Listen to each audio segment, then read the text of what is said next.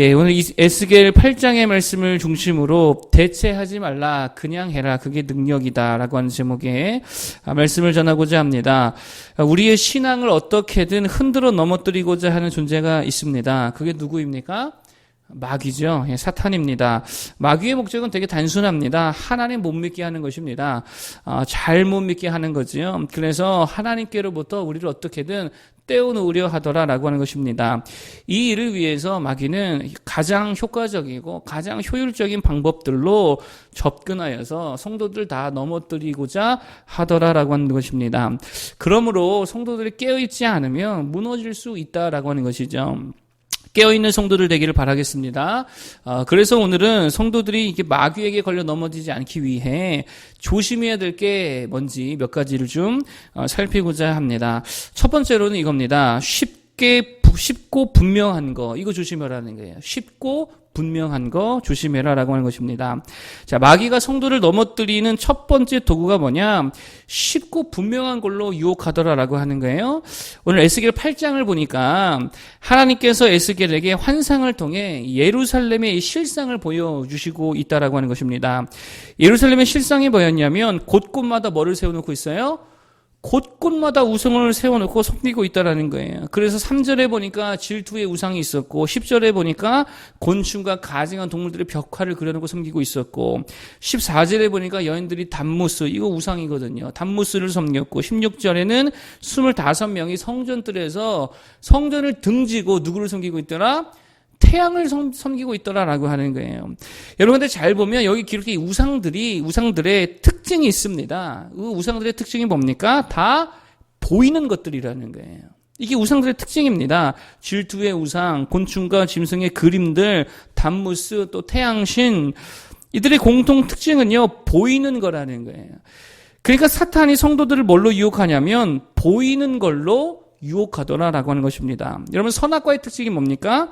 되게 보기에 좋더라는 거예요. 보기에 먹고 싶게 생겼다라고 하는 거예요. 그러니까 자꾸 사탄이 그걸로 보이는 걸로 주의 백성들을 유혹하더라는 거예요.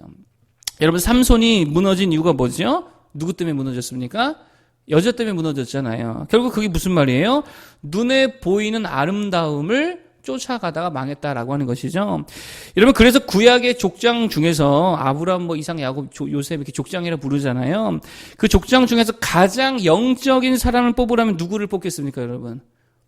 가장 영적인 사람. 야곱 아닙니까? 야곱. 왜 그러냐면 노년의 때에 야곱이요, 눈이 멀었잖아요. 근데 눈이 멀었음에도 불구하고 요셉의 아들을 축복할 때 팔을 어긋나서 축복했다는 말이에요. 무슨 말입니까? 보이는 걸로 판단하지 아니고 하나님의 성령에 감동되어서 하나님의 영으로서 다 분별했다는 거예요. 눈에 보이는 걸로 판단하지 않았다는 거예요. 그러니까 가장 영적인 사람이 야곱이지요. 그러니까 사탄은요, 자꾸 뭘로 성도들을 무너뜨리려고 하냐면 보이는 걸로 무너뜨리고자 한다는 것입니다. 그러니까 보이는 걸로 무너뜨린다는 게 무슨 말입니까? 쉽고 분명한 것, 이게 보이는 거잖아요. 쉬운 거, 분명해 보이는 거, 이걸로 넘어뜨리고자 한다는 거예요. 여러분, 하나님은 보이십니까? 안 보이십니까? 하나님이 영이시기 때문에 보이시는 분이 아니지요. 그래서요, 어떻게 보면 하나님 섬기기가 어려운 부분이 있다는 거예요. 보이시는 분이 아니시기 때문에. 근데 우상들은 어떻습니까? 보이잖아요. 확실하잖아요. 눈앞에 있잖아요. 그러니까 섬기기가 되게 쉽고 분명하더라는 게. 근데 거기에 다 걸려 넘어지더라는 것입니다. 사람들이 왜 점치는 걸 좋아할까요? 뭔가 분명하게 말해주니까. 그렇지 않습니까? 왜 이단들이 빠집니까? 이단들은요, 잘 보면은요, 되게 확실하게 말해주잖아요. 정통 기독교는 이게 좀 이렇게 어렵습니다. 교리가 좀 애매하잖아요. 삼위일체. 이거 뭐 어떻게 설명을 해도 이거는 애매하고 어렵잖아요. 이게 이렇게 확실하게 이게 잘 안 된다는 거예요. 그러니까 이게 정통 기독교 교리를 들여다보면 이게 때로는 무슨 말인지도 모르겠고 참 어렵고요. 이런 것들이 많이 있다는 거예요. 또 여러분, 말이 믿음으로 구원받는다. 이게 말이 쉽지요. 사실 믿음으로 구원받는 게 애매해요, 안 애매해요?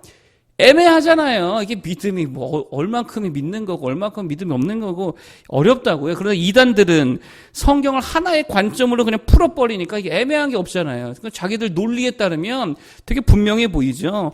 게다가 대부분 이단들의 구원론이 믿음으로 구원받는다고 말은 하지만 사실 행위 구원론이거든요. 행동으로 구원받습니다. 여러분 신천지만 해도 전도 많이 해가지고 이만희가 구원증서 써주면 그게 구원이 되잖아요. 그러니까 얼마나 쉬워요. 얼마나 분명해요. 그것만 해서 받으면 구원이니까. 하나님의 교회 구원도 마찬가지죠. 믿음으로가 아닙니다. 율법 지키고 안식일 지키고 뭐 7.7절 지키고 뭐 6월절 지키면 그러면 구원 받는다고 하니까 그게 얼마나 확실해요. 그러니까 많은 사람들이 거기에 걸려 넘어지더라는 거예요. 그러므로 우리가 조심해야 될 게 뭐냐? 너무 쉽다, 분명하다. 그거 조심해야 된다는 것입니다. 사기꾼들의 특징이 뭐지요? 되게 돈 벌기 쉽다라고 말하죠. 쉽다라고 꼬인다는 거예요. 이번에 N번방 사건 터졌는데 피해자들을 뭘로 유인했다 그럽니까? 쉽게 돈 벌게 해주겠다고. 월 뭐 800씩 뭐 벌게 해주겠다고. 그러니까 그 쉬운 거 분명한 거 따라가다가 망하더라는 거예요. 여러분 신앙생활도 마찬가지입니다. 신앙생활은요 그렇게 쉽고 분명하고 그렇지 않다는 거예요. 하나님의 뜻을 분별하는 게 그렇게 만만한 일이 아니라는 것입니다. 그래서요 십자가라는 표현을 하잖아요. 십자가가 뭡니까? 쉽다는 게 어렵다는 거예요. 어려운 부분이 있다는 거예요. 힘든 부분이 있다라는 거예요. 또 복음을 비밀이라 그러죠. 비밀이라는 게 왜 그렇습니까? 이게 좀 아리까리한 부분들이 있다라는 것입니다. 그러면 그냥 힘든 대로 어려우면 어려운 대로 하는 게 그게 신앙생활이라는 거예요. 근데 그걸 어떻게든 막 쉽게 하려고 그러고 어떻게든 분명하게 하려고 하면 거기서 반드시 넘어지게 되더라라고 하는 것입니다. 너무 쉬운 거 분명을 쫓아가지 말고 그냥 어려우면 어려운 대로 힘들면 힘든 대로 또 때로는 분명하지 않으면 그냥 그런 대로 하나님 의지하며 나아갈 수 있는 우리 모두가 되기를 바라겠습니다. 두 번째로 조심해야 될 게 뭐냐? 은밀성입니다. 은밀한 거. 그거 조심해야 된다는 거예요. 7절 이하에 보니까 한번 읽어볼까요? 우리 7절부터 9절까지 한번 보겠습니다. 같이 보겠습니다. 시작.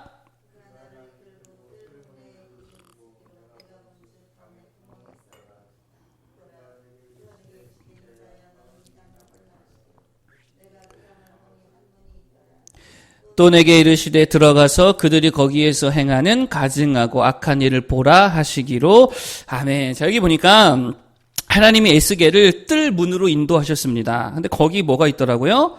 담이 있는데 담에 구멍이 나 있더라는 거예요. 그러니까 그걸 하나님께서 헐라라고 이렇게 말씀하시죠. 이게 무슨 말입니까? 이게 정상적인 통로가 아니라는 거예요. 그러니까 개구멍 같은 거잖아요.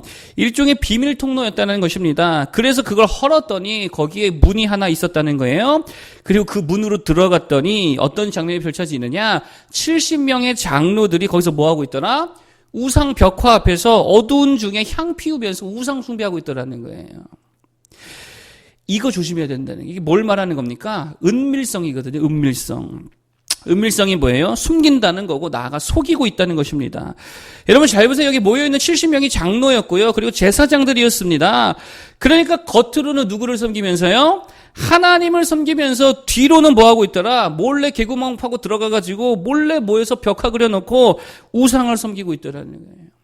겉으로는 엄청 찬송 좋아하고 겉으로는 엄청 기도 좋아하고 겉으로는 엄청 예배 좋아하는 것 같은데 뒤로는 세상 엄청 좋아하고 막 운세 보러 다니고 점 보러 다니고 술 퍼먹고 다니고 그러면서 아닌 척 숨기고 속이고 있더라라고 하는 것입니다. 이거 조심하라는 거예요.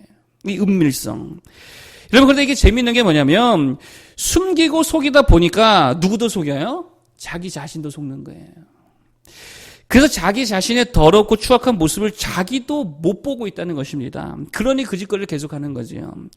여러분 인간은요 자기의 더러움을 제대로 직면하면 더 이상 그 행동을 할 수가 없습니다. 왜냐하면 사람에게 하나님께서 기본적으로 도덕과 양심을 주셨기 때문에 자신의 더러움과 자신의 추악함을 제대로 직면하기만 하면 그 더 이상 못합니다. 그런데 계속하는 이유가 뭐예요? 자기 자신도 자기 자신에게 속고 있다는 거예요. 그러면 왜 자기 자신을 못 볼까요? 다른 거 아닙니다. 말씀이 없기 때문에 그렇습니다. 여러분 말씀이 뭐예요? 일종의 거울이잖아요. 여러분 그래서 히브리서 4장에 뭐라 그럽니까? 하나님의 말씀은 살았고 활력이 있어서 좌우의 날선 어떤 검보다 예리하여 혼과 영과 및 관절과 구슬을 찔러 쪼개기까지 하며 또 마음의 생각과 뜻을 판단하나니, 그리고 그 다음에 뭐라 그래요? 지으신 것이 하나도 그 앞에 나타나지 않음이 없고 우리의 결산을 받으시기에 눈앞에 만물이 벌거벗은 것 같이 다 드러나는도다. 하나님의 말씀을 보면 다 드러나는 게 숨길 수가 없다는 것이죠. 그러므로 말씀이 없으면 반대로 자신의 추악함과 더러움을 못 본다는 거예요. 그러므로 우리 안에 있는 모든 은밀함들이 제거되려면 뭐부터 해야 됩니까? 내가 그냥 그걸 다 오픈하는 게 아니고, 그러면 우리가 사회생활 못하지요. 다 우리 참 더러운 부분이 많은데, 그게 아니라 말씀 앞에 서는 거예요. 말씀 붙드는 거예요. 그러면 말씀이 일하셔서 점점 내 안에 어두운 부분들이 말씀 앞에 비춰지고 드러나 하나님 앞에 사라지게 되더라라고 하는 것입니다. 그래서 말씀을 듣거나 읽으면 마음에 자꾸 어떤 마음이 생깁니까? 찔림 이런 거 생기지 않습니까? 그게 왜 그런 거예요? 하나님이 우리 자신을 드러내시고 보여주시기 때문에 그렇다라고 하는 거예요. 그러니 거기에서부터 회개가 나오고 변화가 나오고 그렇게 된다는 것입니다. 말씀으로 우리의 모든 은밀성을 제거하여서 당당히 주의 보좌 앞에 나아갈 수 있는 우리 모두 되기를 바라겠습니다. 마지막 세 번째, 우리가 정말 신앙인으로서 조심해야 될 게 뭐냐? 대체물을 조심해야 된다는 거예요. 대체를 할 것을 조심해라. 자, 12절 보겠습니다. 12절 한번 읽어주세요. 12절 시작.